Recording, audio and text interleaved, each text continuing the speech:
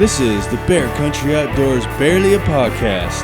I'm your host, Doug Joyce, and with me is James Forsland and Kris Cantrell. Thanks for joining.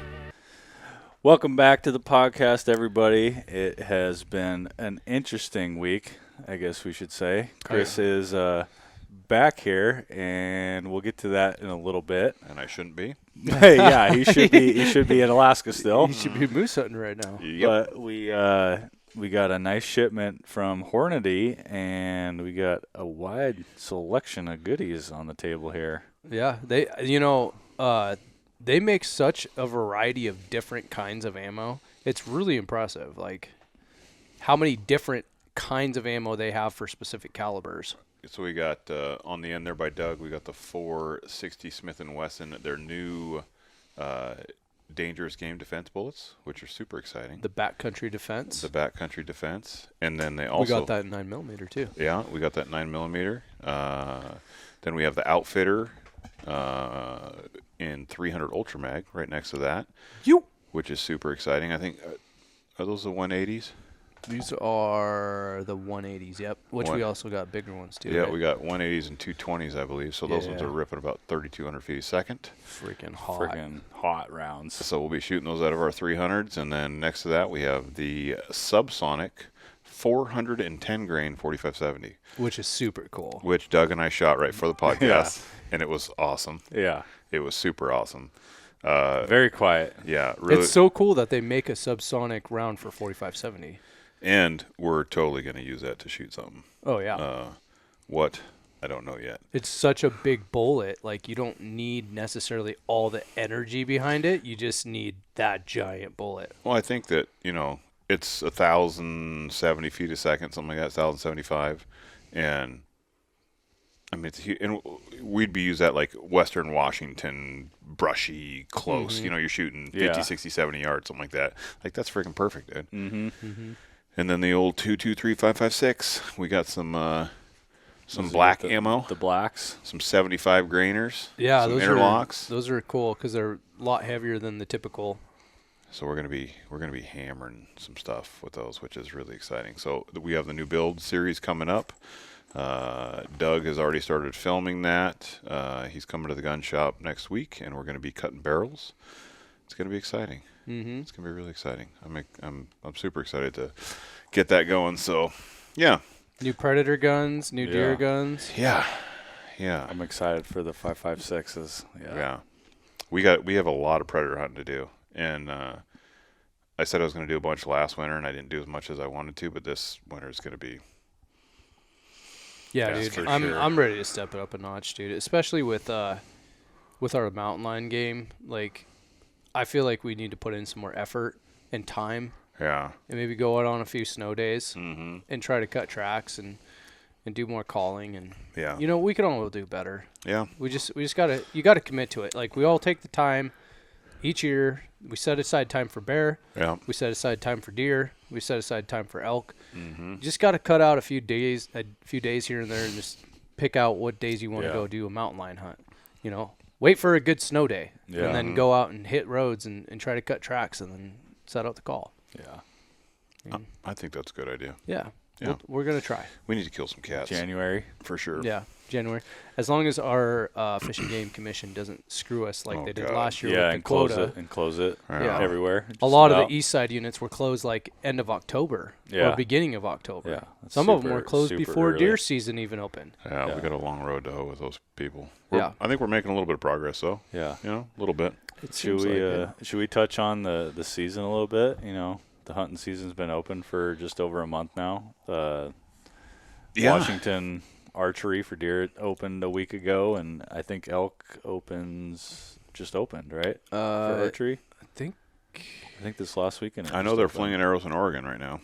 I think it opens maybe this weekend, maybe last weekend. I don't know, dude. I didn't have an archery tag, so I haven't been paying attention. Yeah, me neither. So I've kind of been thinking about it. It's like I've talked to a lot of people that have actually been out in the woods and have actually maybe done some bear hunting too. Mm-hmm. And it just kind of seems to me that no one's really turning up bears. No, it's been pretty much a theme statewide, not just west side, not just east side. Like, I don't know what it is this year. I would say that this is the most difficult year that I've had in probably 20 years of hunting bears in Washington. Since when I was younger, I used to struggle, but that was because I was an idiot. Yeah. Now I'm not an idiot when it comes to bears. Yeah. And still having a hard time turning up bears. Yeah. And it's not like they don't exist or that, they all migrated north for the winter. Right. Definitely not. They're here. It's just been a really odd. I don't know if it's climate related. I don't know if it's like What's your take? atmospheric. I don't know. What do you think? You think they're just being pure nocturnal? I think that. And they're just staying deep in the nasty shit? I think that that's probably more the case. I think that there was a lot of food availability in a lot of areas this year. And when there's a lot of food availability, even in like the underbrush and stuff and like in the forest and like the lower canopy and stuff, they don't have to come out on the wide open north, or south facing slopes. Yeah. And they don't have to go out in like the open berry patches and stuff like that. Yeah. Which is where most people have success in Washington. Yeah.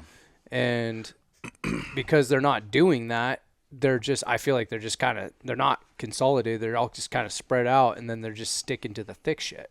Yeah. And I wonder also, since it's been a pretty dry summer, also with it being a pretty mild winter last year, and being pretty dry in a lot of places that had some running water in places, I wonder if that has pushed them to stay lower. It could be, yeah. I don't know what it is. It's hard to to put say. your finger on it because Yeah. I've hunted drought years, I've hunted years that are like of abundance.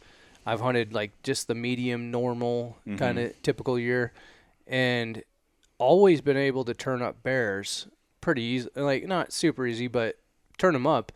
And this year it's just been really just odd. Like when we went early, there was a ton of food, dude, coming so on, much food. like especially on the south facing slopes. Yeah. Like those should have been covered in bears That because that was the first available. That was right? money. That was money. And we did find sign, but not what we were not expecting. what we were looking for. Like we thought there'd be 2 or 3 bears on that, especially on that second place that we went in the first weekend. Like there should have been 2 or 3 bears on that face somewhere. When I just went over to the cabin, it was like there was a lot of food available in certain spots, but there was no bears and there was no sign, and like they just were not there. They were not there in the typical spots. Granted, it was hot as hell when I was over there, but Yeah, same. I went over the weekend before you, and it was freaking like 98. It was like it was 90 hot. during the day when I was there. And, they'll hunker down, but usually like that even if it's like 100 degrees during the day, I know, that last hour, you'll see something. Yeah, usually. we've been over there, and it's been that hot, and we've seen tons of bears. Yeah. Keegan went up to his spot where they saw 16 bears last year on their trip. And so they're like, we're going to come back and we're just going to hammer the bears. And so they took the horses up. And they didn't see a single one. Not a single bear. See, isn't that crazy? But Yeah. in about a week or so, I feel like there could be a really good late run here at towards the end of September. As soon as I leave for Arizona, everything's going to pop off. Exactly. Probably. That's how it's going to work. They'll be in my yard. What an idiot. Every time. Yeah, you'll have a mountain lion. Oh, dude, for yard. sure. Every time I go to Arizona, there's a mountain lion 50 yards from my front door. Every time. Yeah. So I don't know what's going on with the bears this year, but it seems like it's been a pretty much a theme everywhere. Everyone's struggling. There's been a few guys, knock There's some a few bears guys down. that knock some bears down, yeah. And I hope to be one of those guys here soon. I would like to get out at least one more time and give it a go for like the last good part of September. And then You never know. If we go out muzzleloader hunting for elk, we might run into bears then too. Yeah, no kidding, dude. That'd be pretty dope. But yeah, it's just been a weird year. Brandon said he hasn't had a lot in the shop either. No, Brandon said this is the worst bear year he's had in a long time. Yeah. And I've heard the same from a lot of taxidermists. Yeah. John Hayes told us in the spring, that this was the the worst year that he's had for spring in a long time. So, and I don't know why that would coincide, having a bad spring bear year and a bad fall bear year. I know why. They're all going to frickin' Arkansas and shit and attacking old men. And, dude, I know what it is. All the bears are Democrats. And as soon as Trump got into office, they all headed out of the country. Yeah, they went to BC. Yeah. They went to Canada. Yeah.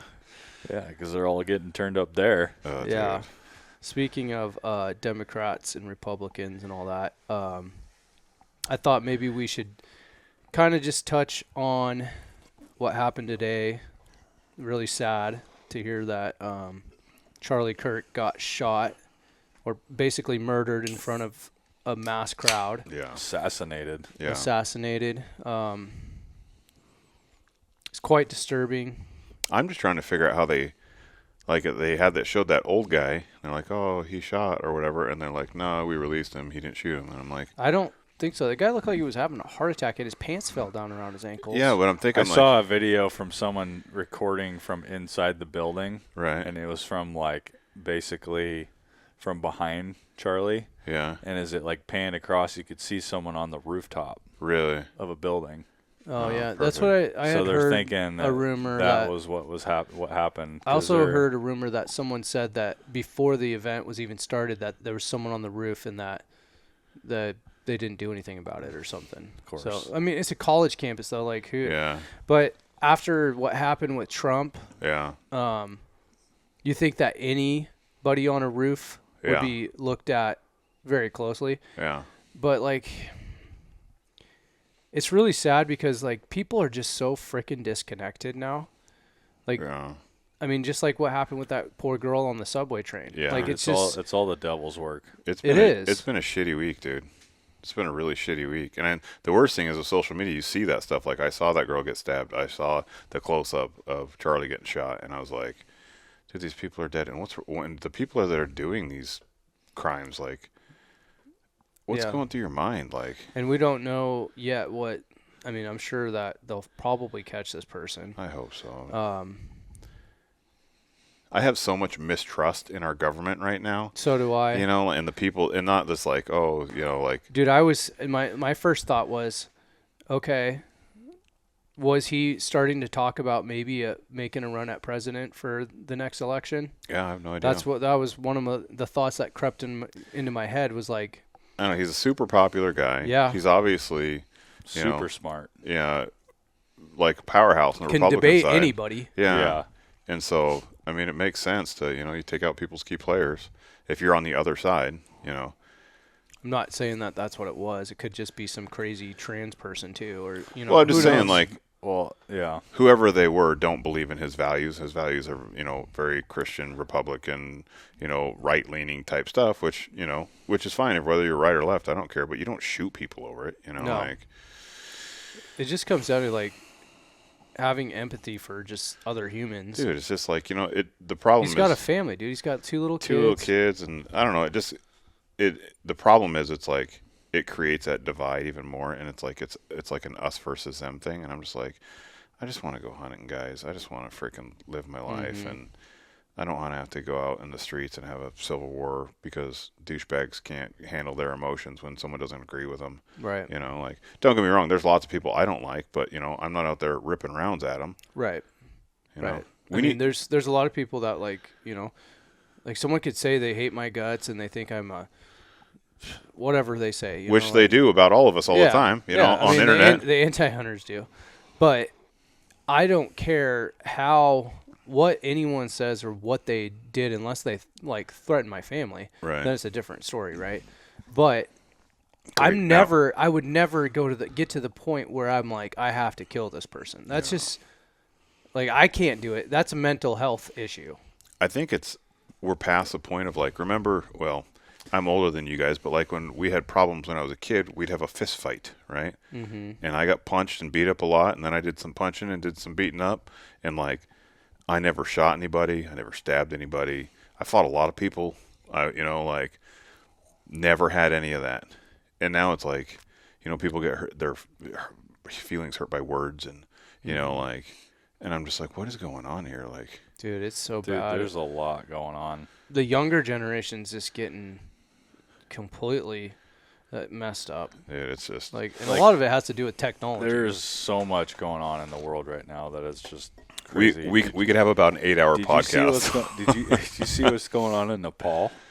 Oh yeah, burning the government building down, and yeah. What? Yeah. I didn't see that. Dude, I saw that like mass. I've been trying not to be on. Dude, I had to, after I saw, we talked about the video of Charlie getting shot today. I had to put my phone down. I did. Just, I was like, so did I. Refused to even look at it. If you guys could see what my downstairs looked like for like 4 or 5 hours ago, you would have been appalled.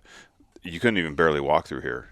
And like, I put my phone down, I put my headphones in, turned some music on, and I was like, I'm not looking, because I'm addicted to Instagram and Facebook, and I'm always like, oh, no, because everything's gonna be Charlie Kirk, and and it's either R.I.P. Charlie Kirk, or you get the left leaning people, which I looked at a couple of them, and it was just like, good, that guy's a piece of shit, and I'm glad he's dead, and you're just like, I don't need this in my life right now. It's it's just venomous. Like, yeah, not only does it like, it gets you like physically upset. Yeah, it does to me. Like, it makes me feel physically and like sick to watch that. Like, it makes me feel sick, and I don't.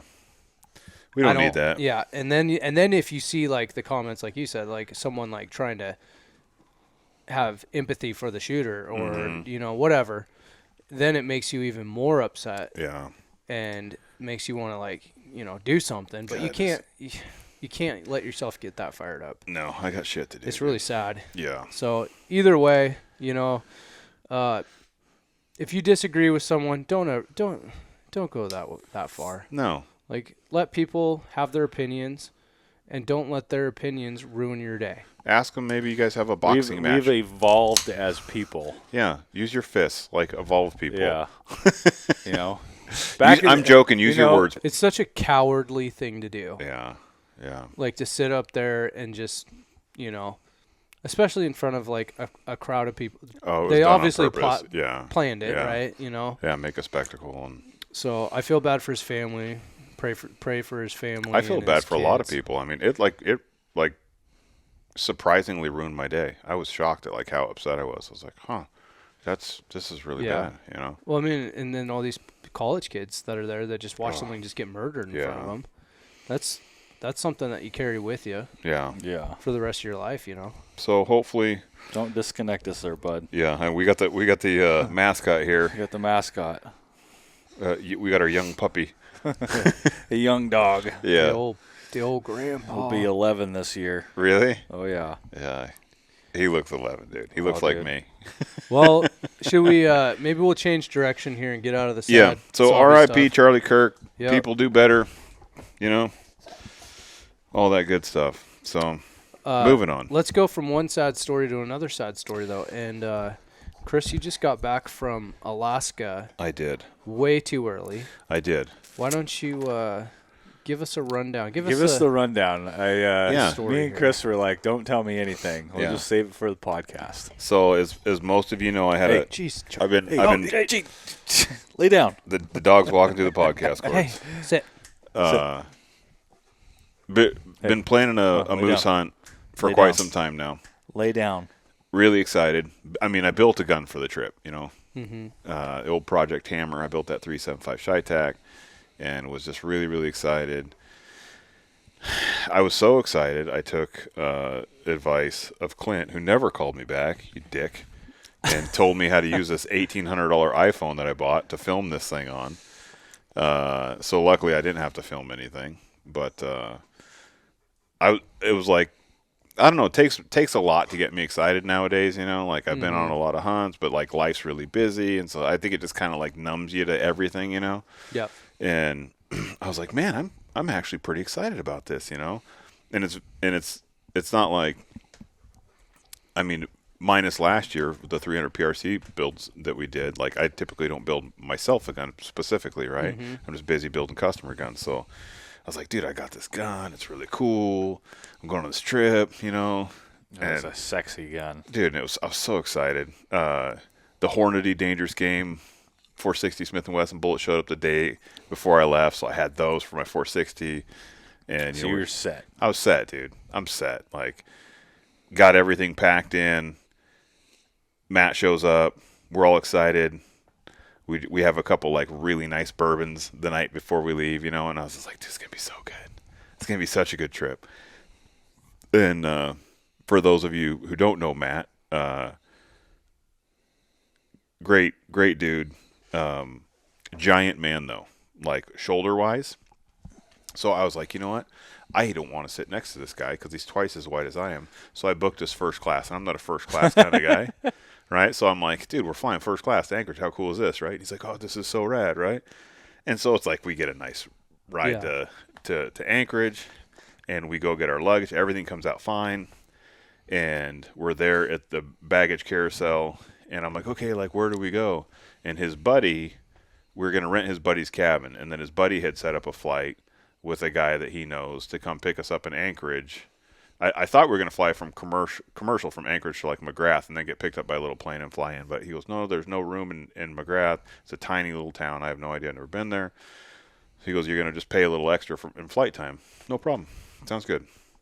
So we're sitting there. Like, where do we go? He's like, I don't know. I can't get a hold of him. I'm like, okay, we'll just hang out, So go get a coffee at the airport. We're sitting there, and like an hour goes by, and then 2 hours goes by. I'm like, hey, you get a hold of this guy? And he's like, no. So I pull out my little inReach, and I text him on my inReach, this pilot.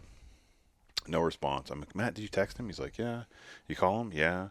Nothing. So finally, we sit at the airport like 4 hours. And I'm just like, what is going on here? Because I'm jacked up, right? I'm all super excited. Yeah.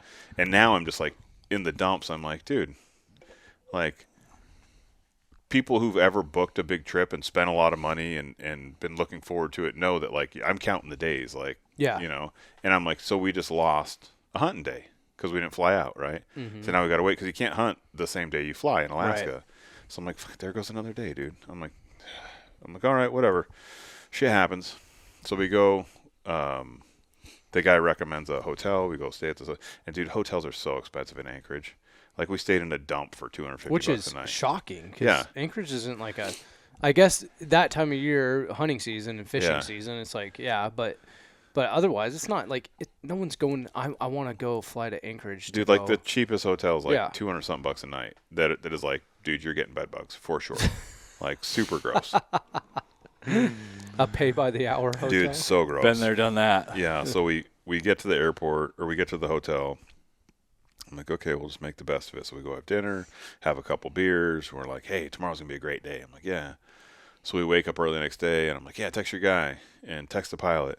So he starts texting and calling, and it's like, it's a dude. It's beautiful. And, like, I'm checking the weather reports because you can see, like, you can see Doppler on, on 15 different weather apps across the entire state. And I'm like, dude, it's perfect, right? Yeah. And I'm not a pilot, so anyone listening, know that, like, I understand that there are certain weather conditions, but like there was very little wind, there was zero clouds, the sun's out, it's a beautiful day for flying. I've flown a few times. I have a general idea of what it takes, right? So especially in a little plane, I'm like, okay, you need to be safe, right? So I'm like, all right, we'll listen to the pilot. Nothing. Finally, like midday, Matt gets a hold of his guy, and I think the guy, I don't remember if he spoke to him or he texted him, but he's like, can't fly you today, be ready tomorrow at 7. And I'm like, dude, another day, so we get there Thursday, we get up at 4:30 in the morning on Thursday to leave. Now we're there Friday, now we're waiting for Saturday, right? He goes, be ready at 7 o'clock in the morning on Saturday. Sounds good. And I'm like, dude, it's like 2 days here. It's fine, dude. Just it is what it is, right? And the whole time, the problem is like, his communication skills are on par with like a 6-month-old, right?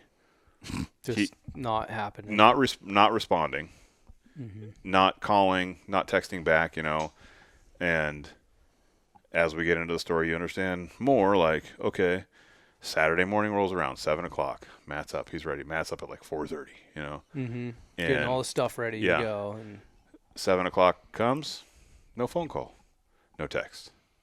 8 o'clock, 9 o'clock. Hours are ticking by. No phone calls, no texts, nothing.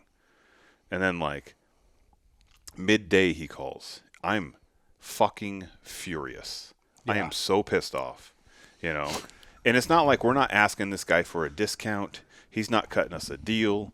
We're paying full boat, right? And so Saturday he's like, I don't maybe 4 o'clock. He goes, I'll call you. You guys be ready at 4 o'clock Saturday. I said, okay, sounds good. Be ready at 4 o'clock. He goes, I'm gonna call you at 4 o'clock. So 4 o'clock rolls around. Guess what? No phone call, no text, no nothing for the rest of Saturday night. Right? Wow. So I am absolutely fuming. And I'm like, this guy better be dead or horribly maimed, yeah. Or something, right? Yeah. So Matt gets a hold of his buddy, and his buddy's just like, hey, I'm really sorry. Like, I have a bunch of stuff lined up too, and this affects me because he's supposed to fly back and get fuel, right? Mm-hmm. And McGrath, and come to find out, I didn't know this either, how much flights were, right? So this little plane, we had a 2.5-hour flight, is what he said. So 2.5 hours in this little plane. I think it was like a 180, right? Mm-hmm. So you pay both ways, which is fine. I don't care. And this place that you're flying to has like a little airstrip? Tiny little grass airstrip. Okay. Right. And he's like, and the thing is, like, the guy says, his buddy is like, there's only 3 pilots that'll fly into here. And I'm like, I highly doubt that. No, dude, not in Alaska. No. So I looked it up. There's over 9,000 pilots in Alaska. 45% are rated to fly like airline something, and then commercial, right? Mm-hmm. Which means that they can fly people. So that's, let's say 4,000 pilots are able to fly us, right? There's no way 4,000 pilots are busy all day, every day, right? Right. There's no way. And come to find out, the guy was going to charge us $700 per flight hour. I don't know if that's a lot. I don't know if that's a great deal. But what I can tell you is 5 hours round trip is $3,500.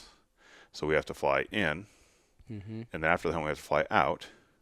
So now we have 10 hours of flight time. So you're $7,000. So we're $7,000. And if we get 2 moose, you can fly 1 moose at a time. So there's 2 more trips. So we got $14,000 in flights now. If you get a moose. If we get a moose. Or if you guys both get if a we moose. both get a moose, right? And I'm like, okay, this is getting expensive now. But I don't care. Like, I just want to go moose hunting, right? And so the weather is getting worse now, right? So I checked the weather apps, and it says, like, Sunday, Monday, Tuesday, Wednesday, Thursday, crap weather. And so we would have, like, a day or 2 to hunt moose, And then I still got to pay the guy where I'm going to rent his cabin and his stuff. And I still have to pay the pilot, right? Mm-hmm. So now the numbers are getting bigger and bigger and bigger. I'm getting angrier and angrier and angrier. And so I tell Matt, I'm like, I'm not going to pay $30,000 to hunt moose for one day. I go, I'm going to book my flight home. I'm going to go home. This is ridiculous. Because I've already paid. I paid for my tags. I paid for airfare. I paid for hotel. I paid for food. I have all these costs, right? Mm-hmm. Almost $10,000 worth of costs wrapped up in this thing. And Matt's got a ton of money wrapped up in it. He's bought tags. And so he's like, well, originally he's thinking like, okay, I'll stay. And then I'll just stay till the end of season. And then that way I'll get more than 1 or 2 days of moose hunt. I said, absolutely, dude, you stay. I was like, I'll even give you some money. Like, I'm sorry. I just got to go home. I can't, because I have to be home for work. And then Dawn and I were going to Arizona. So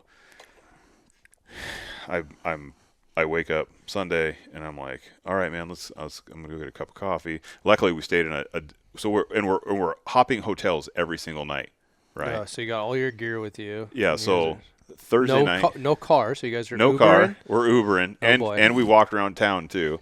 So Thursday night, we stay at this hotel, which was meh. We're sitting in the lobby for like 3 or 4 hours each day, right? So sitting in the lobby 3 or 4 hours. Finally, I'm like, dude, I'm just gonna go rebook our room. This is ridiculous. Spend another $250, $260. It's fine. I don't care. We've already spent double that in the hotel bar and lounge there. So I walk back and the lady's like, sorry, we're full.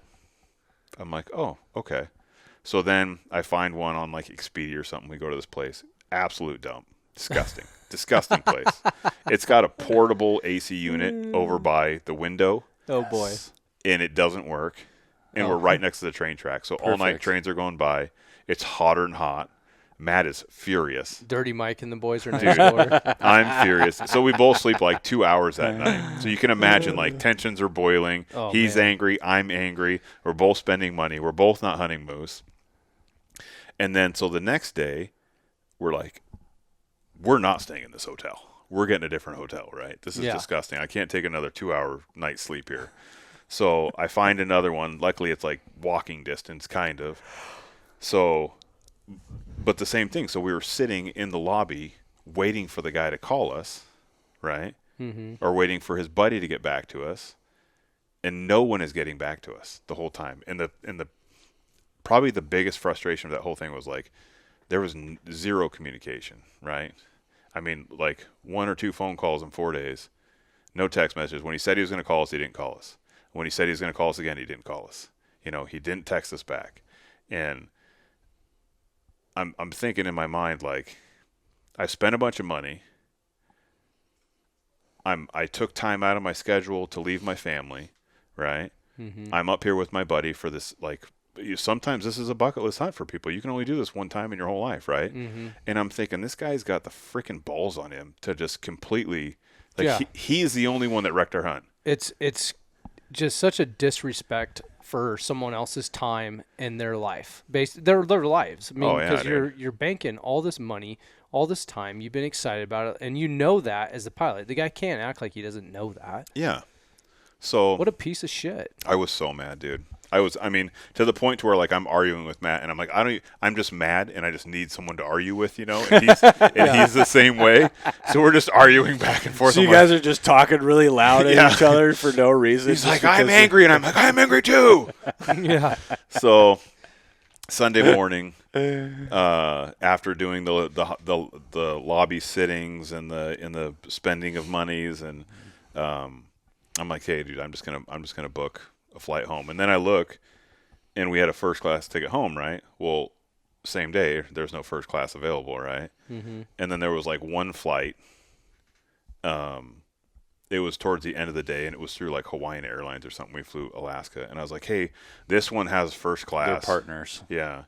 Mm-hmm. But it's another $700. And Matt's like, I don't care, I'll pay. I was like, no, you know, I just sold his house, you know, and so that was like a closing gift, right? I was like, no, I'll buy you some airfare, right? So I book it, and I'm like, that's fine, dude. It's fine.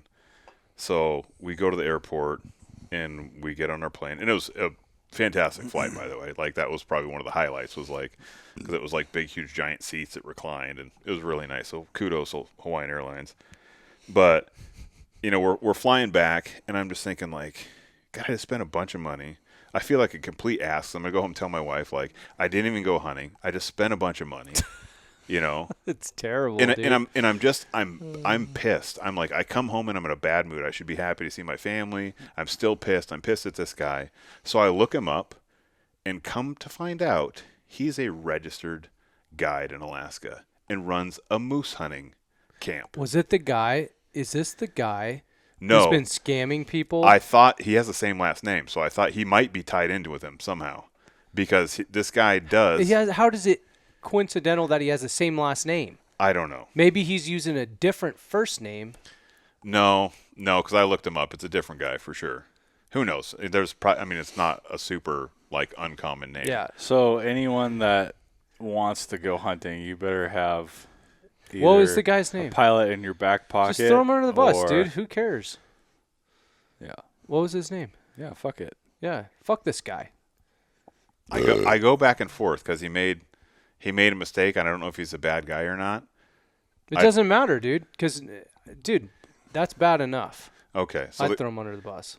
the guy's name's Luke Miller, and I'll tell you this: I looked up his website. He's got a hunting website, and he's a moose guide, right? And this is what he does. So it was the opening day of moose, and if I would have known this, you know, I didn't set any of this stuff up, which is problem number one, right? Mm-hmm. I put it all on Matt's buddy. He's like, oh, don't worry, I got it all set up. You know, there's only 3 people that fly into this strip, which I'm going to call bullshit on that as well, right? Mm-hmm. Adam Grenda could fly me If into there's that so strip, many no problem, fucking you know? pilots in Alaska, Yeah. you could hire any of them to fly in there. So They can fly anywhere. There's a lot. Everyone's a private contractor. Yeah. So I feel like there was a lot of mistakes made, you know, Yeah. on obviously on the pilots. The pilot was the biggest problem, obviously. His communication skills were complete dog shit, and I feel like he lied to us a bunch. I think he's not a good person, but I don't know him. maybe he's a great person. Maybe someone listening to this knows Dude, him anyone and could who's say something different. willing to leave someone out to hang to dry like that. Yeah. It's not the same morals as we are. Yeah. Like, I'm not going to let if I had that in the back of my head, dude, that would eat me alive. I hope it does. If I knew that someone was just sitting there and you just ruined their hunt. I really do, because I was so pissed. Terrible. Like, back to the fist fighting thing, like, I was ready. Like, if that guy would have showed up, I was that angry. And, like, I'm not a violent person, right? But I'm just like, dude, are you kidding me? You know who I envision this guy being? I envision this guy being, you remember the movie Independence Day? You remember the guy gets taken up, he gets probed by the aliens, and he's kind of crazy and shit? Yeah. And he's just like, he's like that crazy guy. Yeah. And he's like drunk all the time, and his kids are always trying to keep him out of trouble. Dude. That's the guy. I feel like that was your pilot, and you guys never got to meet him. It could have been. So I will tell you that, Cousin Eddie. He dropped the ball. That's who it is. Yeah. He dropped the ball huge. He let us down. He didn't follow up. He didn't return phone calls when he said he was going to. And he cost us a bunch of time and a bunch of money, which is a complete dick move. I hope he loses sleep over it. I don't think he will. But looking at back to me looking him up, which I had no idea who he was until I was in Anchorage stuck, right? Yeah. But if I would have known that he was a full-time moose guide, yeah, you wouldn't, and not just a pilot, get him as a pilot because he was probably. I would have called just a pilot. Yeah, he had his time invested in probably clients. Yeah, so he had. He charges $32,000 for a moose hunt. So I guarantee you, he was booked up and he had clients that are paying him $32,000. So why wouldn't you? Why would you deal with someone who's only paying you $3,500 a flight, right? Yeah.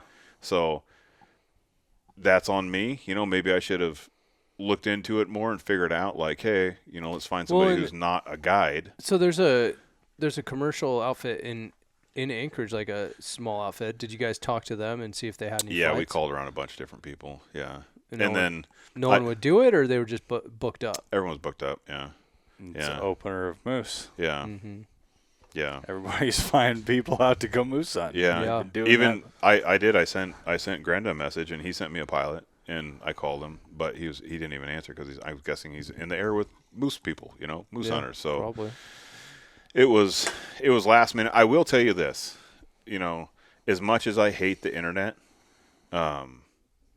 like days like today with the Charlie Kirk thing, and just that's all you see in your news feed is just dismay and anger and sadness. I posted that, like, hey, this is my moose hunt, me stuck in the airport. I had so many people reach out to me and say, hey, that really sucks. Let me help you. I know a guy, or I know a gal, I know a pilot, I know somewhere you can hunt, you can use my cabin. Like, people in general were freaking incredible. And I'm talking like 20 different people. I mean, there was a lot of people who reached out. I saw there was a lot of comments. Dude, people are so freaking nice, and I was just like, it almost makes up for Luke being a total piece of shit and ruining my hunt, Matt's hunt. Mm-hmm. Not quite, not quite. It doesn't quite make up for it, but there is a big conflict of interest there. Yeah. The guy is a guide. He should have just told us. He should have been like, hey, dude, I'm booked up. I can't do this, But instead he's like, oh, I'll call you at 7. I'll call you at 4.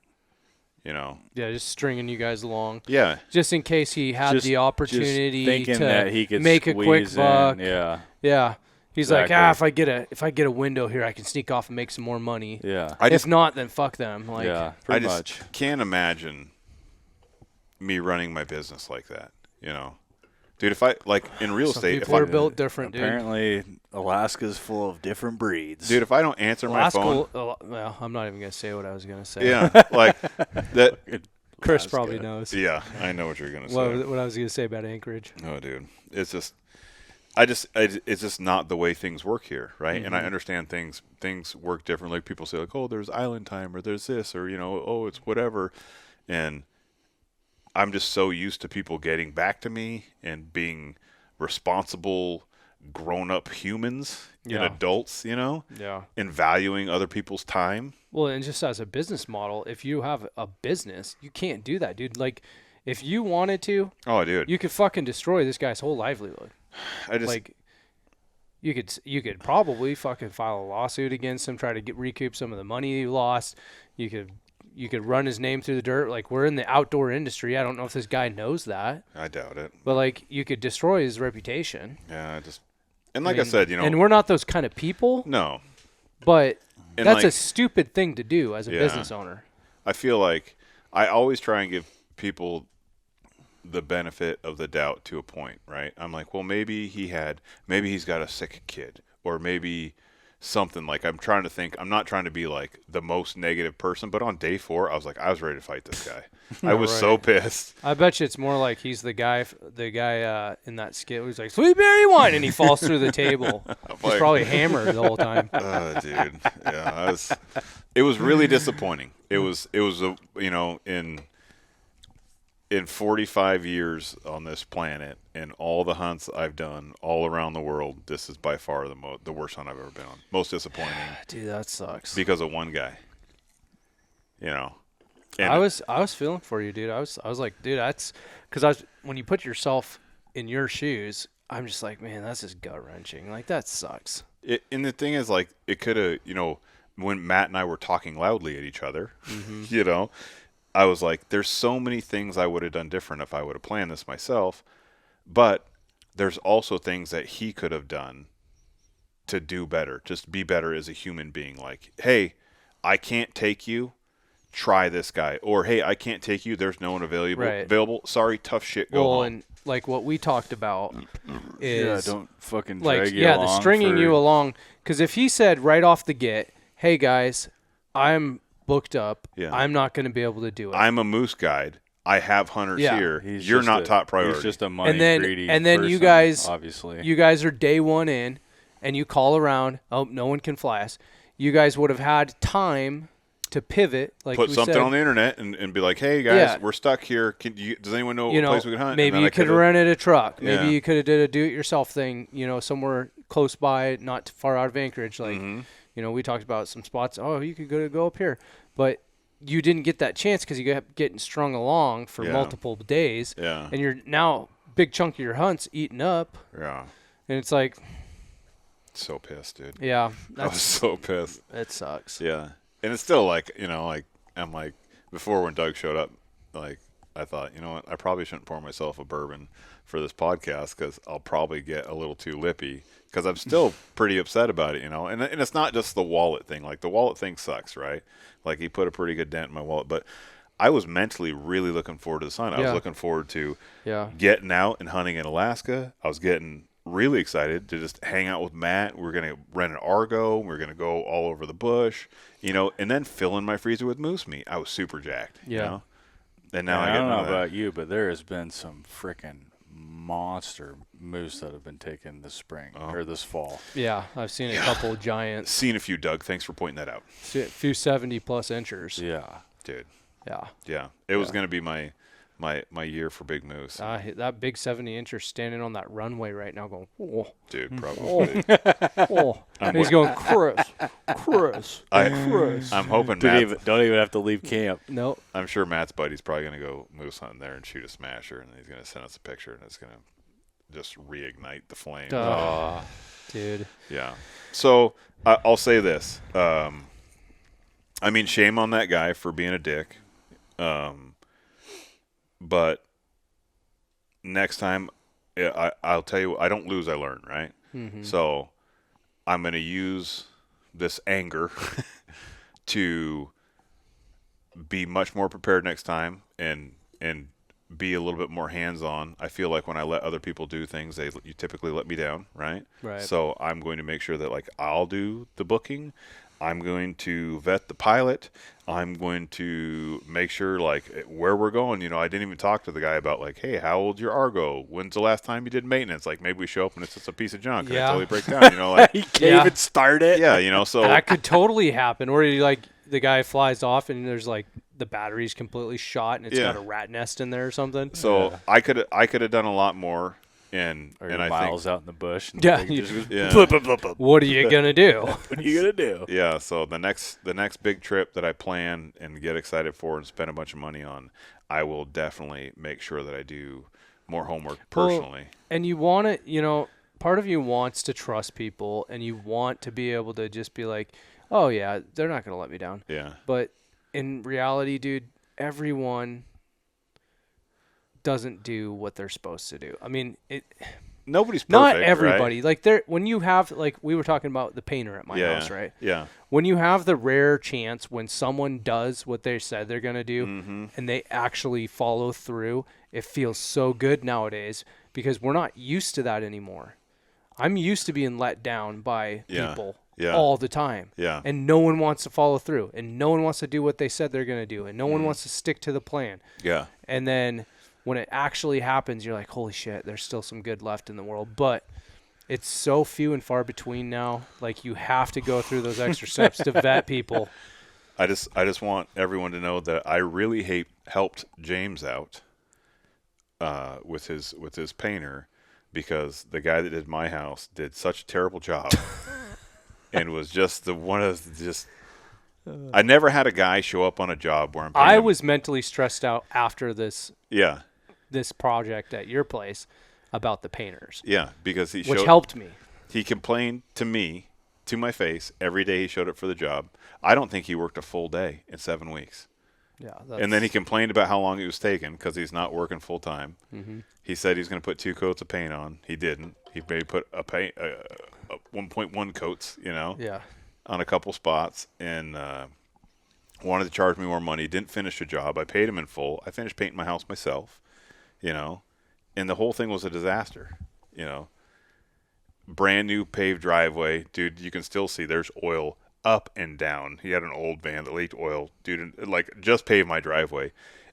But the people who paved my driveway, Harms Paving, I'll give them a shout out. Mm-hmm. They did a fantastic job. Dude showed up. Everyone did a great job. I was very happy with the price. It was a lot of money, but I was happy paying it. It's a lot easier to pay when they do a good job. Great service. Mm-hmm. Happy. No, not a single complaint from one of them about how, this job's too big or this job's too hard. They're just like, oh, thank you, sir, and yes, sir, no, sir, absolutely. And then next week we got the roofers coming, so we'll see how that. I hope that I have a feeling that's going to go very well. Yeah, hopefully it does. I know the owner of the roofing company, so I feel like I know he's solid, and I think he hopefully sends his A team, and I think they're going to do a good job. I really do. I'm pulling for you, dude. Yeah, I am too. And if they show up and it's like some ratchet thing, you just turn around and you just point out the end of the driveway. I feel for you guys because I work in the construction. Well, Doug. Thing, and man, I see it every day. People don't follow through or do what they're supposed to, right? Or they don't fucking do their gosh damn job. Or they don't even show up. Or they show up and they fucking sit there and have a barbecue all day long. Or they go and sit in the shitter for an hour on the old porta potties. That is a guaranteed that they're going to go sit on the shitter. Why would anyone ever want to go sit in a nasty porta potty and sit and scroll Instagram? I don't know, man, but every time the fucking honey bucket guy shows up to clean those things, I fucking run. Dude, it is the worst smell.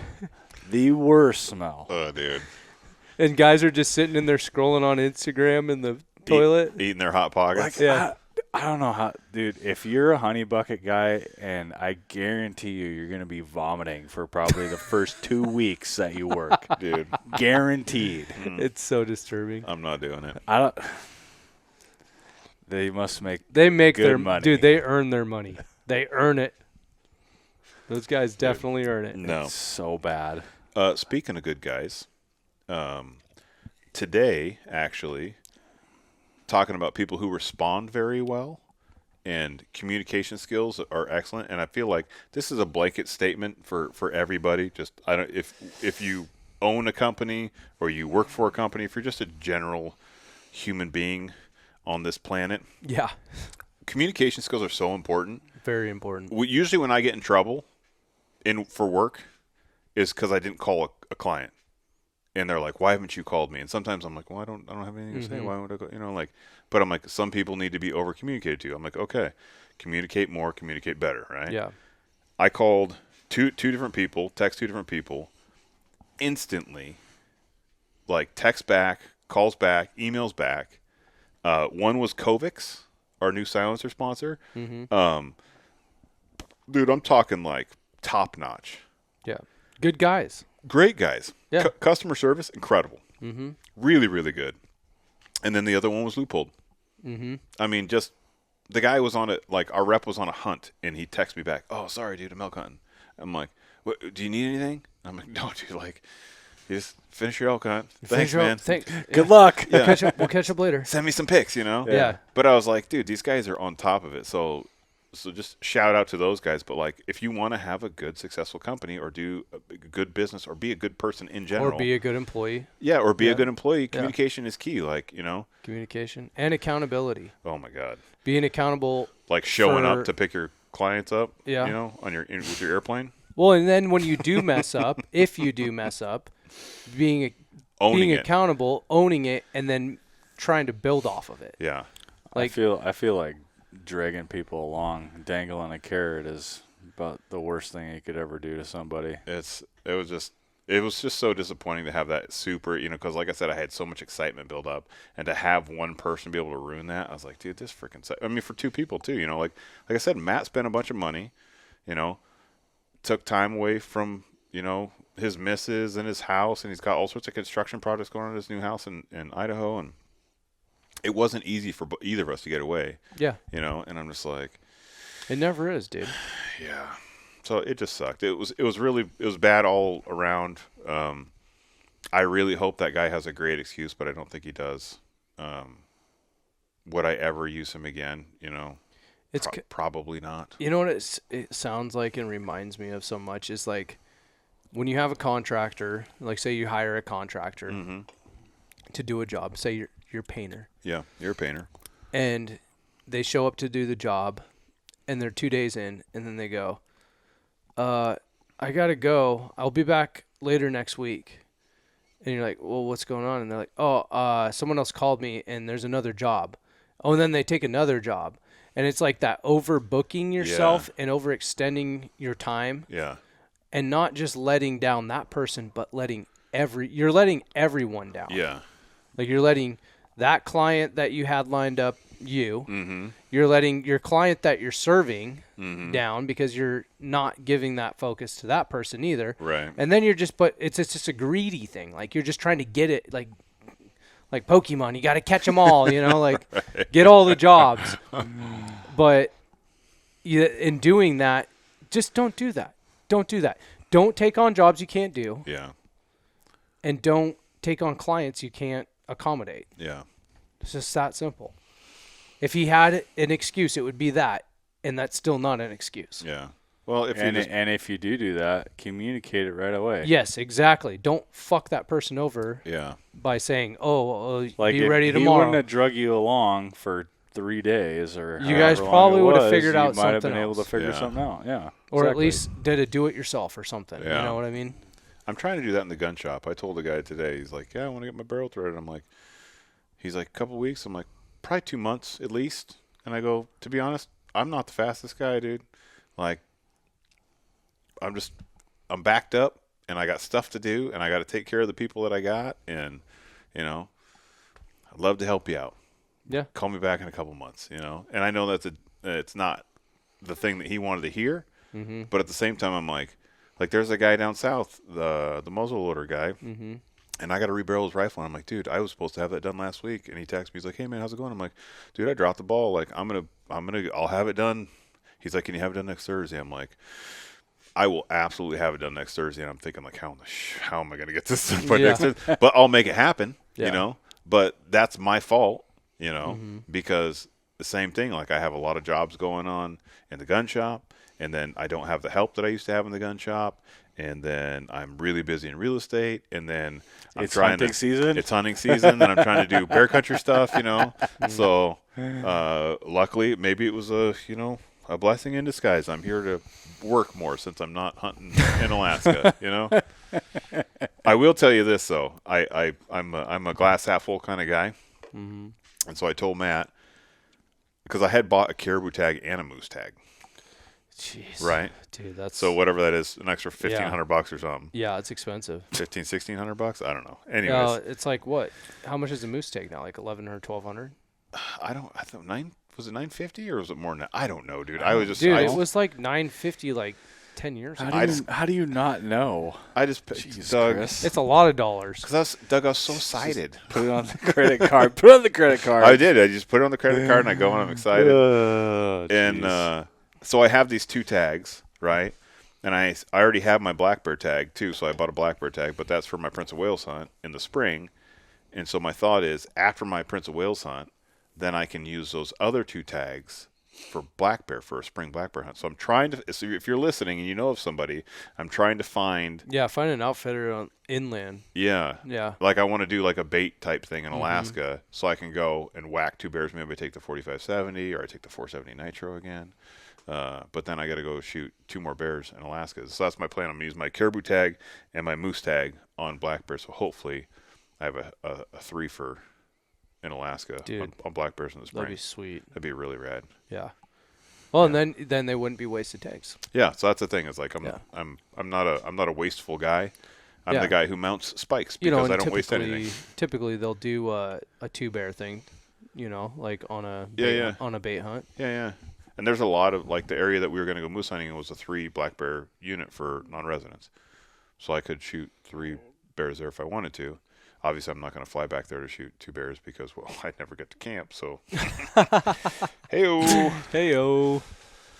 Yeah. That's rough. That's my plan. So if anyone knows, you can comment on the internets. Someone who's an outfitter or a guide that does bait hunts in the mainland on Alaska. Yeah. Or it could be an island, I guess, right? Typically.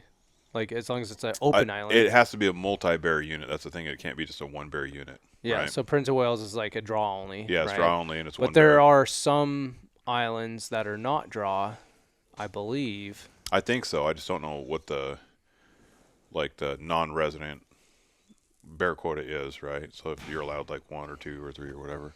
But that's my plan. So if it's a 3-bear unit, that's what I'm looking for. Okay. Because I want to shoot 2 more bears. So hook it up, folks. 2 more bears. Help me out. I'm doing my due diligence now. I'm asking the people. Rack City. Yeah. Rack City. Rack them up. Yeah. Which I will, because I have a pile of sweet we got a Hornady ammo. Huge pile of I ammo. know, Back maybe there. I use a 4570 subs, or maybe I use the 460 Smith & Wesson. Maybe I use a 300 Ultra Mag. Dude, I don't know. I can't imagine what this is going to do to something. Well, that's why Gonna be so good. I brought that box to Alaska. It stayed in my luggage, and it went up to Alaska and came back to Alaska, and I left with 20 rounds, and I came back with 20 rounds. Oh, man. But it's too bad. I'm super excited to give it a go. I'm excited to use some of those, like those ones right there, the 75 grain blacks. Yeah, the interlocks. Yeah, I want to use that on some coyotes. Those are going to be hammers. And maybe some bobcats. Yeah. Maybe we'll get some more bobcats. Yeah. Those CX55s are those super performance. Yeah. Those things are going to be some. Mm-hmm. How fast were those going? Like 3,300 feet. Yeah. Holy moly. Yeah, dude, ripping. Yeah. Yeah. Those are going to be good. That's insane. Yeah. That's a good one, dude. It's going to be. So you got the solid copper bullets. Yeah. The 55 grains. Which they're an expanding copper bullet, Yeah. right? Yeah. So they're going to retain their. That'd be a good coyote round too. Yeah. I think both of them are going to. Yeah, I think hammers. I think that'd be a really good coyote round. Yeah. Dude, I'm excited to try them out. Super fast. I think if you're trying to shoot a coyote and keep the pelt, I think the 75 would be a little bit better bullet. You know, it's moving a little slower. I feel like it's going to be a little less violent when it blows out the other side. Mm-hmm. Yeah. I have a problem with yes, you do. big holes. Yes, you do. Small Well, animals. he keeps shooting shit with a 30 cal. That's a small game. I mean, Yeah. Fuck, Jim. I know. Yeah. I have a problem. I like to kill stuff dead. I'm like Chris. I'm a big gun guy. Yeah. It's like that fox that he shot. What does the fox say, Doug? It's the like old 300 PRC. Dude, Jesse asked me about, what do I shoot? What do you shoot? Was it bobcats or bobcats? Bobcats, What do you shoot bobcats with? And I said, well, I've shot bobcats with anything from my 22 long rifle to my 300 Ultra Mag. And he's like, ... no reply. Yeah. I'm like, I did. I shot a bobcat with my 300 Ultra Mag. Like, why not? Oh my gosh. Because a lot of times it's like opportunity knocks, right? Yeah. Dude, I tried to shoot a bobcat last fall when we were on our elk hunt. After the day you left, I was hiking into a spot and there's a bobcat walking down the road towards me. And he walked up to like 50 yards. I tried to shoot him with my muzzleloader. Really? Yeah. And Awesome. I totally missed. And not to make matters worse, I was pretty far in. I was like 2 miles in, and I had an extra load. Yeah. But I kept it in my front pocket, but I didn't have another ignition for it. Oh, no. So I was like, no primer. I'm done hunting. I'm like, I really hope on my way back to the truck I don't run into an elk because I don't even have any ammo. Yeah. Oh, dude. That's the thing about muzzleloader hunting. That would be the time. But dude, I totally wish. Was that when you were hiking back in to go get your knife? No, this was in a completely different spot down a completely different area. And I took this road, and dude, it was covered in predator stuff everywhere, like predator shit, predator tracks. There was coyote tracks, wolf tracks, mountain lion tracks, and bobcat tracks, all on the same road and like in the dust on the side. And I was like, dude, I'm gonna run into a predator because you could tell they were all just walking the road. And then sure as shit, I come around the corner and there's a bobcat, and I'm like, I'm gonna shoot this. We're just bobcat. gonna have to go in there for the opener at elk and. Dude, I say we're elk hunting. I think we should just go over there for a predator hunt. There's so many predators in that area. There was lions. Remember that lion shit that was right in the road right next to us? We're going to have some dandy predator guns here as soon as I get my act together. Yeah, we can do better. Dude, I love hunting predators. There was a lot in that area. Dude, I don't know why. Maybe because of all the elk. Remember all the herds had no calves? Like there's no calf tracks in any of the herds. And they were moving so fucking fast. Yeah, because they're getting chased by predators. We couldn't keep up with them. Yeah. We were trying to get in front of them, and they were still ending up ahead of us. Dude, we'd be in front of them, and then they'd be down in the field, and we'd be like literally at the base of like where they're going up into the shit. And we're just trying to cut them off. And then next thing you know, they're fucking up on top of the mountain. And then we'd be like, okay, where are they at now? And it's just like, and you hear like a couple of beagles, and you're like, damn it, they already came out across, and now they're up the mountain. And we figured out what one was the big bull. Like, you could hear it. Like, there is a big difference between that one and the rest of them. The herd bull was the raspy. Like, yeah. You called him the lion bull. Yeah, he's like, yeah. And then there was this couple nice bulls that were we're talking 300-inch plus bulls that were satellite bulls just kind of skirting around. Yeah, we ran into at least 3 of them. Yeah. Huh. And then, I had a cow tag. So I'm just like trying to move in on but that damn herd bull would not let them sit still. He just kept pushing them and pushing them and pushing them. They were moving constantly. Speaking of, you see old Josh Rutt? No, what did he do? Got a spike, dude. Did he really? He got a spike. Good for him. I know. Yeah. He was just talking to us about he hunts like more open country, right? I honestly I should know this, but I don't know where he went. One of the eastern units. But he just sent me a picture of a spike bull, and I was like, dude, that's awesome. Nice. Yeah. Good for you. Good for him. Yeah. Congrats, Josh Rutt. Yeah. So people who don't know, the vast majority of these areas are spike only in Washington, which is a really brilliant rule that they came up with. Insert sarcasm here. Yeah. So it's tough, you know. We're one of the only states. Maybe some units in Oregon, but as far as like spike only, like I think Washington's one of the only states that does that. Dude, it's so dumb. It's so dumb. I mean, why not have it be even 5-point or better? Mm-hmm. You know what I mean? Yeah. Like a lot of like Colorado's units are 5-point or better. Yeah, like where we go in Montana, you have to have a 5-inch brow tine, you know. Yeah. So it totally makes sense. Yeah. You know. How long have we gone there, Doug? I don't know. We could probably wrap this one up. Okay. I was gonna talk about my bobcat, but let's finish with your bobcat story. All right, so let's switch gears a little bit here, and end on a good note. So this week, I honestly didn't have a lot of free time, but I thought one of the mornings I was like, I got a wild hair. I was like, I'm gonna try some predator calling. Mm-hmm. I'm gonna go do a couple sets. It's September. Let's go. Yeah, like everything's open. You know, you never know. And I go out and first set nothing. And granted, I didn't have a very good setup. It was like on the edge of a field, and I thought maybe something would come out. I was thinking more like a coyote would come out. Right. And then I was like, you know what? Like, I'm gonna try to do a set in like the woods a little bit. And so I found this spot where kind of tight, like 20-yard lane maybe. Right. Not very far. But I was like, man, I could totally see like a bobcat or coyotes just coming straight in. Right, just like, ripping in. Just ripping in. Yeah. Just thinking they're going to tear your call up. Yeah. And so I put out my little decoy. I can't remember what brand it is. But, it's like the little gyro thing. Like a Fox Pro type? Yeah, and it just like flops around. Yeah. And then it stops, and then it flops around, and then it stops. So I get that thing going, and I cover up the base. I always cover it up with like sticks and leaves and stuff so the mechanical part doesn't show, so it doesn't look weird. And then I put out my call. The dog just laid on my He's pulling you down. Yeah. Pulling you down. He's a good boy. You are my best friend. He's a good boy. All right, sorry. Continue. So then I think, okay, I'm going to start out with a rabbit in distress call, but I'm going to do it. I'm going to do it really light, to start out because it's like super tight. Right. Yeah. And I had just done a call set not very far from there. Yeah. And I was like, nah, fuck it. I'll just turn it all the way. So I go max volume, and then I start my set, and it's going. And then I usually gradually like turn it down a little bit. Like every 5 minutes I'll do it, and I'll take a pause, not for very long, like a minute. Mm-hmm. And then I'll turn it down a notch, and then I'll start it up again. And then I switch it to raspy rabbit at the end.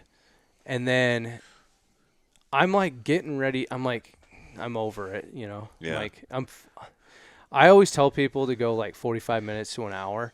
You can't sit for 45 minutes. No, dude. I'm like, I'm not gonna lie. I'm like hitting 40 minutes and I'm getting up. Dude, you're built different, bro. Yeah. So I'm like, I'm getting ready to turn. I haven't stopped the call yet, but I'm getting ready to get up, and I start to move like this, and all of a sudden, boom! I see something in the bushes, just like kind of take off running. I'm like, oh shit! Like there was something there. Right. And it like goes like a little bit. And then it like stops in this thick brush, and I just like throw up, and it started to take off again, and I just shot. Right. Because I could see I thought it was a bobcat for sure, but I didn't know 100%. I thought maybe it was like coyote. Right. But I was like, it came right into the call. Right. And then I shoot, and then it drops, but I can barely see, dude. All I saw was fur. Right. And I go up. And sure shit, dude. It's a good bobcat. And so I'm like super stoked. Dude, you sent me the picture of the dandy bobcat. Yeah. It's, I don't know, probably 30-pound bobcat. Dude, it was a big bobcat. Yeah. It was kind of skinny, but like good, healthy looking cat. Yeah. And obviously was hungry. Dude. They look the like bobcats are so cool over here. They are. They're golden color. So like red colored. Yeah.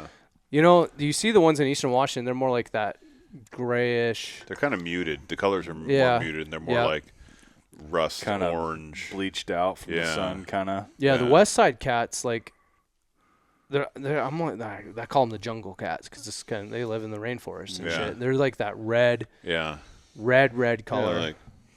that one's got quite a bit of red. That one has more gray than a lot of the ones over here. Where's the one? There's one that's like grabbing a bird. Where'd that one go? That's one right one there. right Oh yeah, behind you. Yeah, that's like a red one. Yeah. Yeah.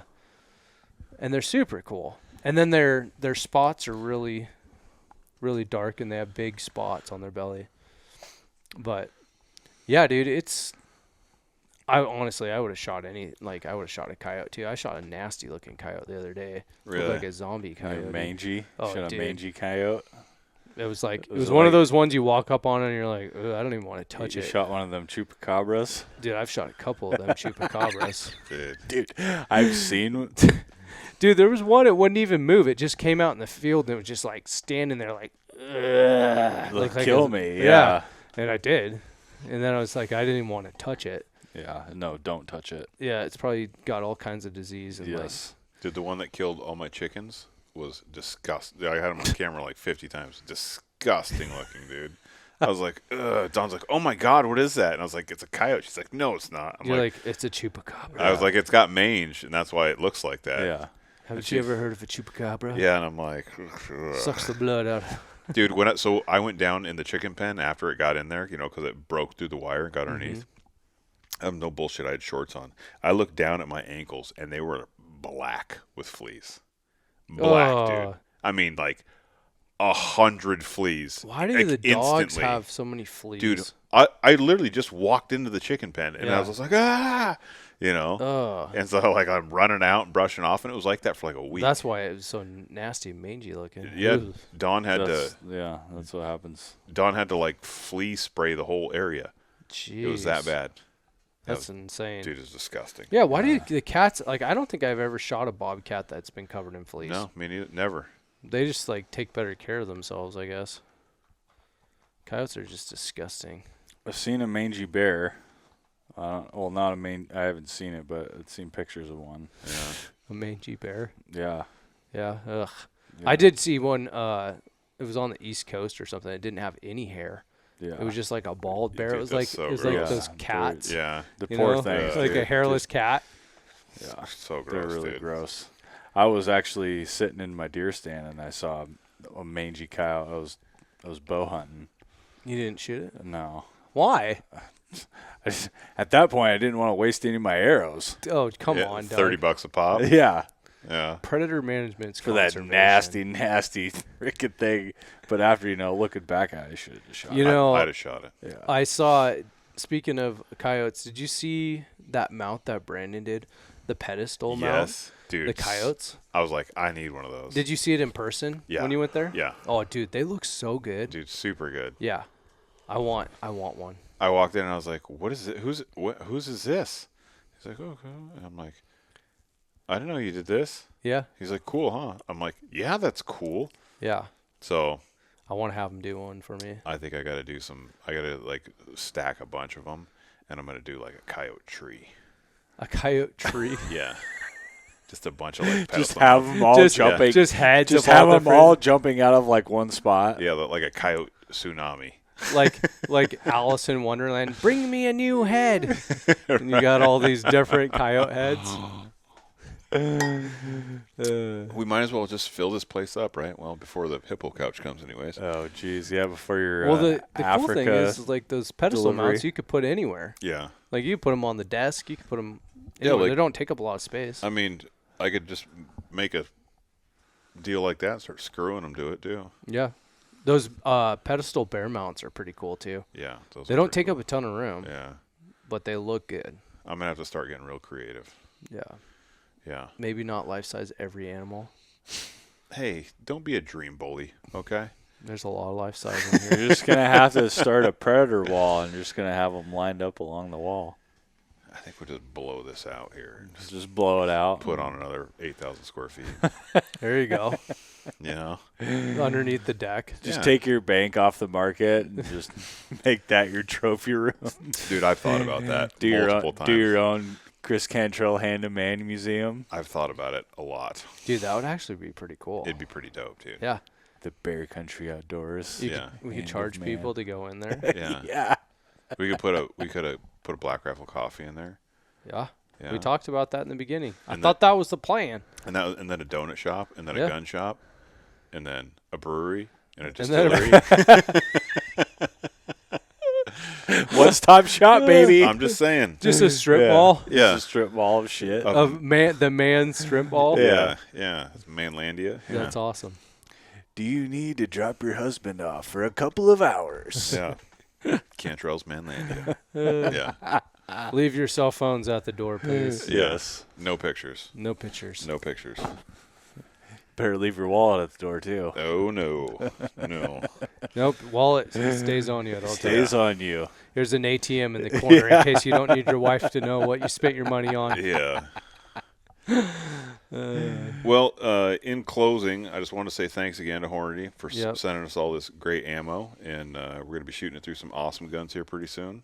Mm-hmm. And I'm really excited for the build series. We got some incredible parts that are going to be incredible guns, and we're going to take them on some freaking sweet hunts. Yeah, so we better get them done before the season's over.